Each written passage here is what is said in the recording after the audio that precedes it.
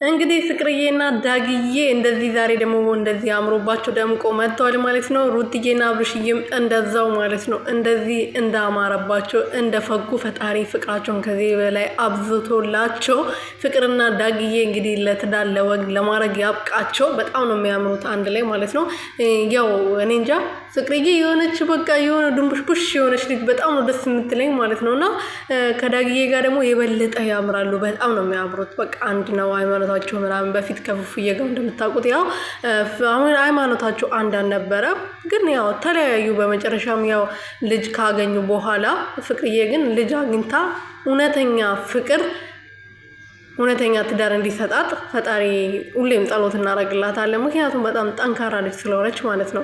ሰላም ሰላም ቤተሰብ እንዴት ናችሁ? ደህና ናቸው? እኔ ያለው ፈጣሪ የተመሰገነው። በያላችሁበት ሰላማችሁ በዘት ትረፍርፍ ይበልልኝ። እኔ ወድና ወርቅ እንቁ የሆናችሁ ቤተሰቦቼ እንግዲህ ፍቅርና ዳግዬ ሰሞኑ ፍቅር እያጫወታቸው ነው።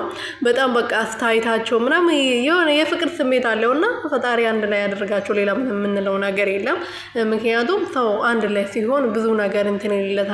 ፍቅርዬ ደግሞ ያው በዚህ እድሜዋ ፈጣሪ ባርኮት ልጅ ሰጥቷታል እና ልጅ ደግሞ የፈጣሪ ስጦታ ነው። ከፈጣሪ የሚሰጠው ትልቁ በረከት ነውና አሁን ደግሞ ትዳር ሰጥቷት እንግዲህ ከልጇ ጋር ፈታ ዘና እያለች ከዳግዬ ጋር እንደምትኖር ተስፋ እናደርጋለን። የፍቅር ጥያቄ አቅርቡላት እያላችሁ ኮመንቱን አጠቅልሉት ጻፉት ማለት ነው። ኮመንት ላይ ጻፉ። የአማርኛ ችግር ነው፣ ምንም ማድረግ አይቻልም። ያ ሁለተኛ ቋንቋ ስለሆነ እንዳትፈርዱብኝ እሺ ነው ወዶች።